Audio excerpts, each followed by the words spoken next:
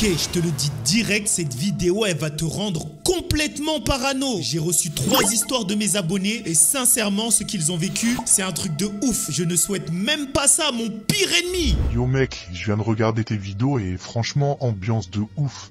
Ça, en écoutant, je me suis rappelé d'un truc qui m'est arrivé il y a quelques mois et je te le jure, c'est pas normal du tout. Je vais t'envoyer ça si tu veux. Salut, je sais pas trop si je devrais t'envoyer ça, mais je crois que ton concept m'a donné envie d'en parler.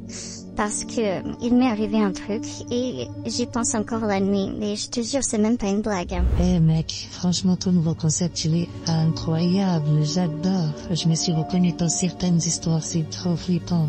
Et justement, faut que je te raconte un truc qui m'est arrivé.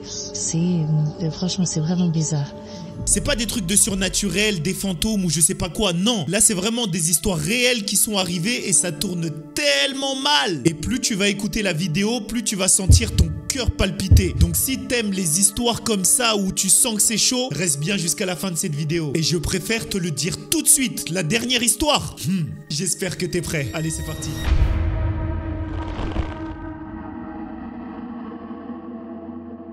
Lucie et Théo viennent d'avoir leur premier enfant. Ils achètent un babyphone, dernier cri, caméra HD, voix intégrée, détecteur de mouvement, tout. Une nuit vers 3 h du matin, Lucie se réveille. Le babyphone s'est allumé tout seul. Sur l'écran, le bébé dort. Mais dans le haut-parleur, elle entend une voix. Pas celle du bébé. Non, non, non. Une voix d'adulte. Elle tend l'oreille et la voix, elle dit calmement, chut. Rendors-toi, maman arrive. Lucie panique, elle réveille Théo, son mari. Il court dans la chambre du bébé, le berceau est vide. Wesh! Il fouille partout et tout, il retrouve le bébé endormi sur le canapé du salon. La porte d'entrée est fermée à clé, les fenêtres aussi, rien n'a bougé. Le lendemain, Théo vérifie les caméras. Il remarque que le babyphone est connecté à un autre appareil via la Wi-Fi. En fait, c'était une connexion externe qui était connectée à leur Wi-Fi, mais dans le même quartier. Ça veut dire que ça pouvait être un voisin en fait qui était connecté. Ils appellent la police et après enquête, ils découvrent que leur voisin d'en face, il piratait des babyphones pour observer les enfants la nuit. Les gars, ils ont retrouvé sur son ordinateur des dizaines de connexions dans le quartier. Du coup, depuis, la maman, elle a enlevé tous les appareils qui étaient connectés à la Wi-Fi, surtout ceux qui étaient près du bébé, parce que finalement, tout le monde peut pirater et tout le monde peut regarder et écouter ce qui se passe chez vous. Bref, les gars, la moralité de cette histoire, c'est qu'il faut vraiment faire attention avec les appareils qui sont connectés chez nous, parce qu'à tout moment, on peut vous observer. Surtout que moi, je suis du genre, après, je sais pas vous, mais t'imagines quand t'es aux toilettes et que t'es en train de lâcher ton meilleur classique et que t'es là sur ton téléphone en même temps.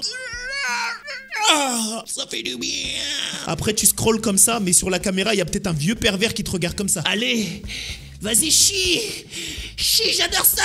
Ah oui la chier, ah oui la chier. Donc les gars, Bélec, si vous allez aux toilettes, n'apportez pas votre téléphone, juste un conseil.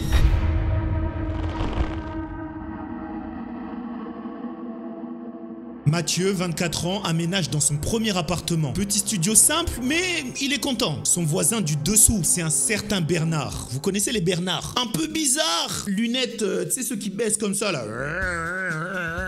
On sait même pas pourquoi il porte des lunettes d'ailleurs. Il est poli, mais un peu flippant. Bref, au début tout va bien, jusqu'à ce que Mathieu commence à recevoir des messages dans sa boîte aux lettres. C'était que des papiers anonymes, comme évite de marcher pendant la nuit, je t'entends respirer, toi aussi tu dors mal. Comme si quelqu'un l'observait en fait. Au début, il se dit que c'est une mauvaise blague, jusqu'au jour où il retrouve des photos collées devant sa porte. Sur la photo, c'était lui en train de dormir. En plus, le pire, c'était des photos prises de l'intérieur de son appartement. Ça veut dire que c'est quelqu'un qui est rentré et qui l'a pris en photo. Les gars, Mathieu, il s'est chié dessus. Il a appelé la police direct. Bref, la police arrive et tout. Il commence à fouiller partout, mais il voit aucune trace d'infraction. Quelques jours plus tard, il retrouve encore des photos devant sa porte et c'était lui, encore une fois, en train de dormir. Bref, du coup, il rappelle les policiers, tout ça. Et là, il y a un des policiers qui remarque un truc. Derrière le grand placard mural, il voit une espèce de ventilation. Il l'enlève. Il découvre un trou creusé dans le mur. En plus, c'était un trou qui donnait directement sur l'appartement du dessous. Et qui habite juste en dessous? Bernard, celui qui faisait le gentil avec ses grosses lunettes, mais...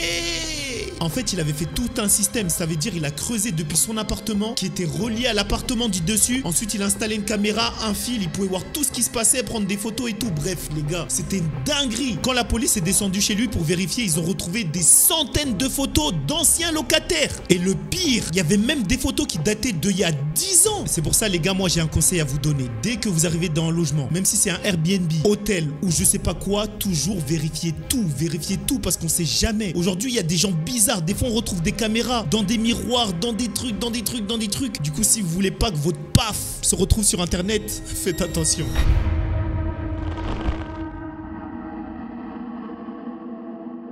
Camille, 21 ans, rentre chez elle un dimanche soir après un week-end entre potes. Elle réserve un covoiturage sur l'application Blablacar. Le conducteur s'appelle Julien, 30 ans, photo normale, bonne note, bon profil, parfait quoi. Ils sont 3 au départ dans la voiture. Au bout d'1 heure, un passager s'endort. L'autre passager descend dans un petit village. Maintenant, il reste plus que Camille et le conducteur. Julien devient silencieux, il éteint la musique et il dit « T'as remarqué comment il fait noir ici ?» Le truc grave gênant, wesh. Du coup, elle est comme ça, elle sait pas trop quoi dire, elle rit juste nerveusement. Ensuite il ajoute « T'inquiète, je connais un raccourci ». Et là, il quitte l'autoroute. Il prend une petite route de campagne. Camille regarde son GPS mais la position ne bouge plus puisqu'il a quitté l'axe principal. Et là, il dit calmement « T'as déjà entendu parler du test de confiance ?» Elle répond non. Et lui, il dit « C'est quand tu laisses une inconnue seule avec toi dans un endroit isolé pour voir si elle a peur. » Camille, elle garde son calme, mais en réalité, les gars, on peut sentir la merde à des kilomètres tellement elle se chie dessus. Mais elle essaie quand même de garder son calme parce que sinon, ça peut éveiller les soupçons et elle sait qu'elle est dans la merde après. Elle dit qu'elle doit s'arrêter aux toilettes, repère une station-service au loin et lui demande d'y aller. Il accepte sans un mot. Elle descend, rentre dans les toilettes, verrouille la porte et appelle la police direct. Quand la police arrive, la voiture a disparu. Et 2 jours plus tard, elle reçoit une notification sur l'appli Blablacar qui dit « Trajet annulé par Julien, la passagère n'était pas prête à jouer le jeu. » Wesh, mais comment ça elle était pas prête à jouer le jeu? C'est quoi ce mec? Depuis ce jour-là, je peux vous garantir que Camille, elle a arrêté de prendre les covoiturages et elle a passé le permis direct.